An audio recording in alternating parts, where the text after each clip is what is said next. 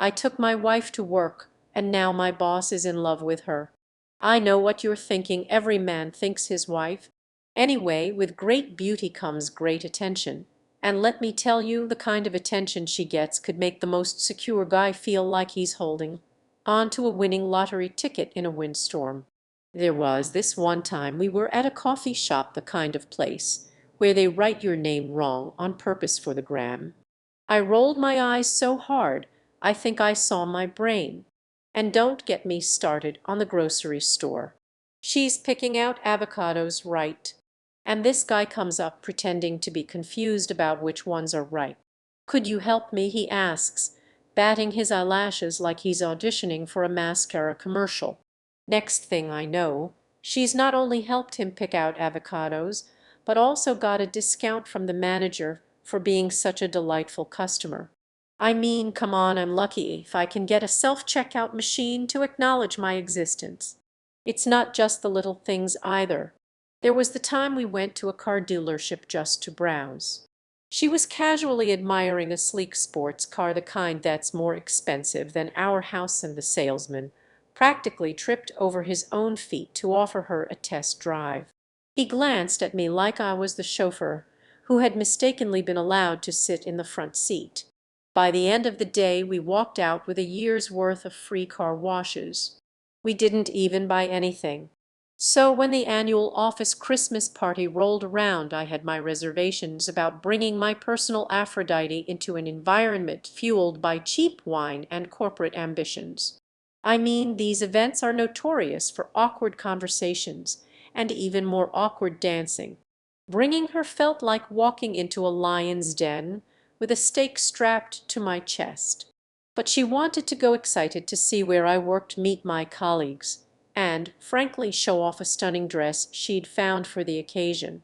How could I say no? Spoiler alert, I couldn't.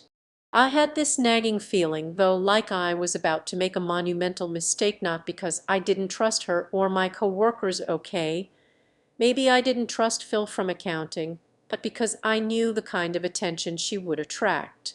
It was like willingly jumping into a shark tank covered in chum. I tried to brush off these feelings as we got ready, her looking like a goddess among mortals, me, well, trying not to look like I just crawled out of a laundry hamper. But as we left for the party, I couldn't shake the feeling that I was about to learn a lesson the hard way. Are you ready for this? I asked, trying to sound more confident than I felt. She smiled, that earth-shattering smile, and took my hand. It'll be fine. What's the worst that could happen? Famous last words, right? Little did I know the night would unfold in ways I couldn't have imagined, marking the beginning of an evening that would be talked about in office lore for years to come, and not necessarily for the reasons one might hope. We arrived fashionably late, or so I thought.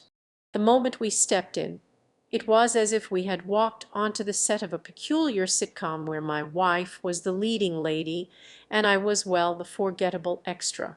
The transformation was instantaneous. Colleagues who barely nodded at me in the hallways were now flocking around us, or more accurately her. "Wow, you look stunning tonight," exclaimed Tom from marketing, his eyes nearly popping out of his skull. "Absolutely breathtaking," chimed in Jerry from sales, who I'm pretty sure had never used words with more than two syllables before. She handled it with grace, her laughter light and friendly as she thanked them. I tried to mingle, but it was like trying to join a conversation in a foreign language.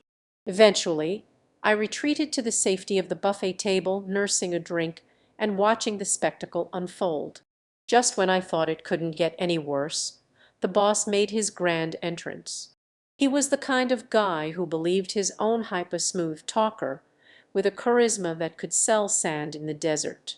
Tonight his target was clear. "On the bell of the ball," he exclaimed, making a beeline toward us, or her, to be exact. "I must say you outshine the Christmas decorations." She laughed, a sound that seemed to draw even more attention. "Thank you, that's very kind of you to say." The conversation that followed was something out of a flirtation manual, with the boss laying it on thick compliments about her dress, her laugh, her eyes. Nothing was off limits. I watched, a lump forming in my throat, as she responded with polite laughter, not encouraging but not discouraging either. "Would you honor me with a dance?" he asked, extending his hand with the confidence of a man used to getting what he wants. She hesitated, looking over at me. I gave a tight-lipped smile, the kind that said, "I'm fine, but only because I have to be." As they danced I could see him whispering in her ear, making her laugh. He was smooth, I'll give him that. He knew exactly what to say, when to touch her arm, when to pull her a bit closer. And she seemed to be enjoying the attention, not in a flirtatious way, but in the way one enjoys the sun after days of rain. The night wore on, and with each passing hour the boss made sure she was never without a drink in her hand. I tried to interject, to join their conversation, but it was like trying to break into a fortress with a toothpick. Finally, the party began to wind down, and it was time to leave. The ride home was silent at first, the tension thick enough to cut with a knife. Then I couldn't hold it in any longer. "Don't you think you were a bit too friendly with the boss tonight?" I blurted out. She turned to me, her brows furrowing. "Too friendly? He's my boss. What did you expect me to do, snub him?" "It's not about snubbing him, it's about boundaries. He was clearly interested in you, and you just laughed and danced with him." She sighed a long weary sigh. "Look, I get it. It's not comfortable seeing someone flirt with your spouse. But think about it, if I had acted cold or distant, that could reflect badly on you. Do you really want to be on his bad side?" I hadn't thought about it that way. In my mind it was a simple matter of right and wrong. But the world, especially the corporate world, is rarely that black and white. "But it's not just about work, is it?" I pressed, my voice softer now. "It felt like you enjoyed his attention." She looked out the window, the passing street lights casting shadows on her face. "Maybe I did a little. It's nice to feel appreciated, to be seen. But it doesn't change how I feel about you. Can't you understand that?" Her words hit me like a cold shower. Was I being too possessive, too insecure? Or was it normal to feel this way when someone like the boss was clearly stepping over the line? The aftermath of the Christmas party hung over me like a cloud of smog, choking every rational thought with doubts and insecurities. So when the boss summoned me for a meeting first thing Monday morning, my stomach was a tangle of knots. I imagined every scenario: being reprimanded for my wife's alleged flirtations, being outright fired for not being able to control the situation. I rehearsed apologies and defenses as I walked to his office, my palms sweaty and my heart racing. The secretary gave me a nod, her eyes hinting at a commiseration that did nothing to ease my nerves. "Ah, come in," the boss greeted me with a wide smile, the kind that precedes either very good news or very bad news. He gestured for me to take a seat, and I did, my mind racing with possibilities. "I'll get straight to the point." He began, folding his hands on the desk. My heart skipped a beat. This was it, the moment of truth. "Your wife," he said, and my heart sank. "Here it comes. She's quite the charmer, isn't she?" he went on. "I haven't seen someone light up a room like that in years. Reminds me of my younger days." I blinked, taken aback. This was not the conversation I had braced myself for. "I'll thank you," I managed, confusion lacing my voice. He laughed, a hearty sound that filled the room. "No, thank you. It's not often we see such vibrancy at our events. But that's not why I called you here." He paused as if for effect, then continued, "I believe she'd be a perfect fit for our team. We've been looking for someone to head our new community engagement project, and from what I've seen and heard, she has the charisma and the skills we need." My jaw must have hit the floor because he chuckled at my expression. "Shocked, don't be. I have a good eye for talent, and your wife, she's got it in spades." He went on to outline a very attractive offer, complete with a salary that made my eyes widen and benefits that sounded too good to be true. All the while a pit formed in my stomach. It wasn't just the unexpected turn the meeting had taken. It was the realization that this would tie us even more closely to a man I was beginning to see as a rival, if not an outright adversary. I had planned to keep this meeting to myself to somehow dissuade the boss from pursuing this any further without involving my wife. But fate, it seems, had other plans. Later that day, as I sat at my laptop, an email notification popped up. It was from the boss, addressed to me but asking about my wife's interest in the job offer. And as luck would have it, my wife was right there, leaning over my shoulder, her eyes scanning the screen. Before I could click it away, she asked, "What's this?" "Nothing, just work stuff." I tried to brush it off, but she was persistent. "Work stuff that involves me." Her eyes were alight with a mix of curiosity and excitement. Reluctantly, I explained the meeting, the job offer, and the boss's interest in her joining the team. Her reaction was immediate and glowing. "Really, that sounds amazing. I've been looking for something like this, something meaningful." I watched her excitement grow as she talked about the possibilities and what she could bring to the role. All the while, that pit in my stomach grew and hardened. This was my boss, the man who had shown a little too much interest in my wife at the party, and now he was offering her a job. It felt like we were being pulled into his orbit with no way out. But how could I deny her this chance? She was genuinely excited, and the job was a perfect fit for her skills and passion for community work. I wanted to support her, to be the encouraging partner she needed.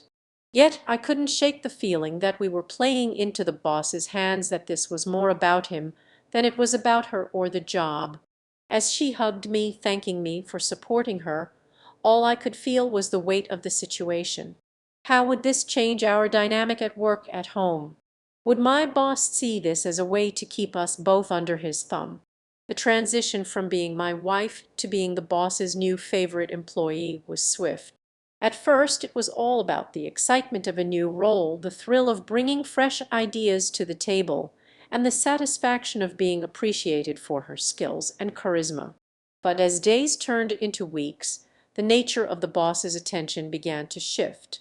Subtly at first, then unmistakable gifts started appearing on her desk: flowers, gourmet chocolates, even designer accessories, each accompanied by notes that tread the fine line between professional admiration and personal affection. "For your brilliant presentation," one would say, or "to brighten your day as you brighten ours." Flattering, yes, but with an undercurrent that made me uneasy. My wife, ever the optimist, brushed off my concerns initially. "He's just being nice," she'd argue. "It's his way of motivating the team." But as the gifts became more personal, her defense began to wane, replaced by a discomfort she couldn't hide. The compliments too escalated in frequency and intimacy. "You're not like anyone else here," the boss would say, a little too close for comfort. "Your insights are as stunning as you are." My wife reciprocated politeness with professionalism, but I could see the strain it was causing her, the way she'd stiffen and change the subject, her smiles becoming more forced. I observed helplessly as the dynamic grew increasingly inappropriate. The breaking point came when the boss, under the guise of discussing a new project, suggested a private at-work vacation to a luxury resort, just the two of them, to brainstorm and strategize, he said, his intentions barely veiled. She came home that day, the story tumbling out of her in a rush of words, her usual composure cracked. "I think he's crossed a line."